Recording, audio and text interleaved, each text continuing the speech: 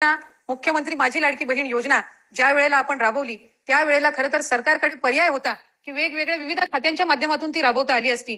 पण आज एक महिला मंत्री म्हणून किंवा तरुण मंत्री म्हणून महायुतीच्या सरकारमध्ये सन्मान्य मुख्यमंत्री देवेंद्रजी फडणवीस साहेब असतील, उपमुख्यमंत्री एकनाथजी शिंदे साहेब असतील, उपमुख्यमंत्री अजितदादा असतील, त्यावेळेला आपणही त्या ठिकाणी एक वरिष्ठ मंत्री म्हणून मला मार्गदर्शन करण्यासाठी होतात, इतरही मंत्रिमंडळातील सहकारी होते।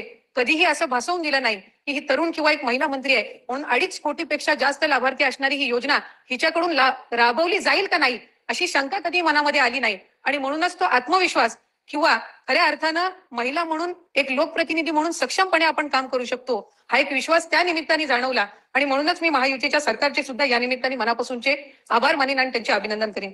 मुख्यमंत्री माझी लाडकी बहीण ही योजना राबवत असताना सर्वप्रथम तर अनेक आव्हानं होती, कारण महाराष्ट्र राज्य हे देशामधलं एक पहिल्या 5 मोठ्या राज्यांपैकी एक आहे।